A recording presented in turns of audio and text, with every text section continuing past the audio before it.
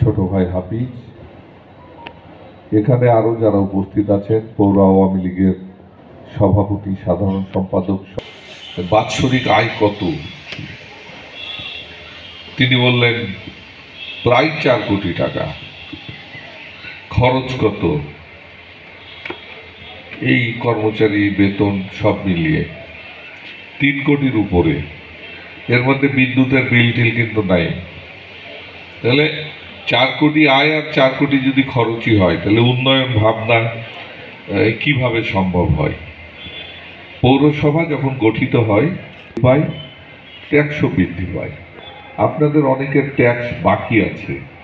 একটি পৌরসভাকে সচল করতে গেলে আপনারা যদি এই পৌরসভার কাছ থেকে আপনাদের প্রাপ্য অধিকারটুকু পেতে চান, তাহলে আপনার কাছেও যতটুকু প্রাপ্যতা আছে এই পৌরসভার, সেটিও আপনাকে দিতে হবে, না হলে পৌরসভাটি মুখ থুবড়ে পড়বে।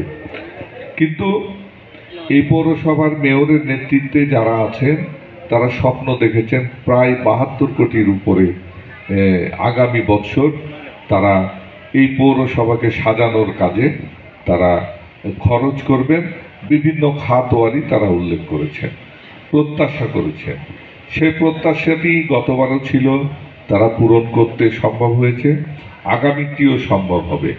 আমি মেয়রের কাছে শুনছিলাম বিগত সময়ে যারা দায়িত্বে ছিল সেই সময়ই প্রায় বোধহয় 70 থেকে 80 লক্ষ টাকা বিদ্যুতের বিলই বাকি ছিল। তো সেইটি পরিশোধ করে এই পরিষদকে এগিয়ে নিয়ে যাওয়া বড়ই কঠিন। রাষ্ট্রনায়ক শেখ হাসিনা যে স্মার্ট বাংলাদেশের স্বপ্ন দেখিয়েছেন ডিজিটাল বাংলাদেশ গড়ার পরে, সেই স্বপ্নের পরে ভর করে এই পরিষদ, নহাটা পৌর পরিষদ প্রত্যাশা করছেন আপনাদের উন্নয়নকে যেন ত্বরান্বিত করা যায়।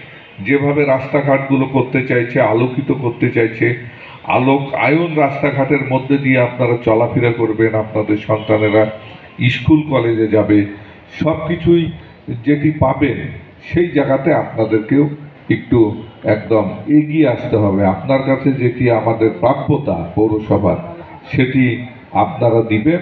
আজকের এই বাজেট অধিবেশনে এটি আমার অনুরোধ থাকলো।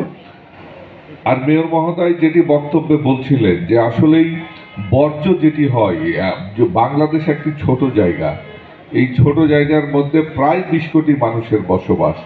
20 কোটি মানুষের ব্যবহারের পরে যে উচ্ছিষ্ট অংশটা থাকে, সেটি ফেলার জন্য যে পর্যাপ্ত পরিমাণ জায়গা দরকার, এটি আমাদের নেই।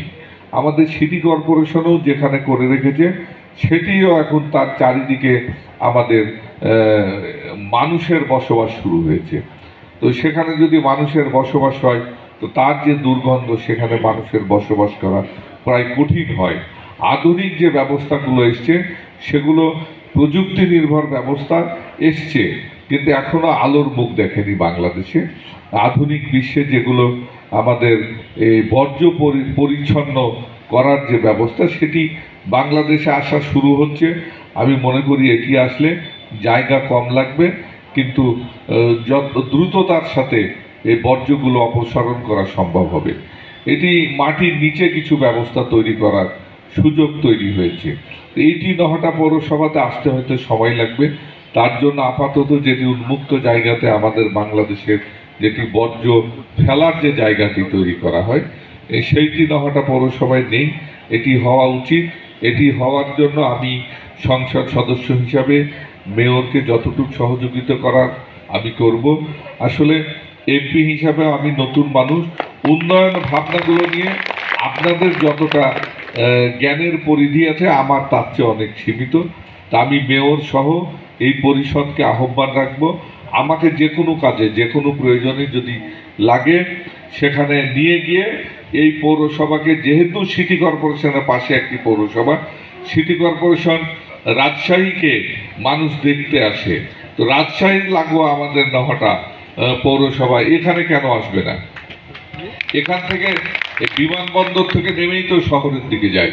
আমাদের এখানে নদী আছে, বিভিন্ন উন্মুক্ত জলাশয় আছে, এগুলোকে ঘিরে পৌরসভার যে ভাবনা, সেগুলোকে যদি আরো সৌন্দর্য বর্ধনের জায়গায় যাওয়া যায়, তাহলে এটিও একটি চমৎকার নগর হিসাবে প্রতিষ্ঠিত হবে।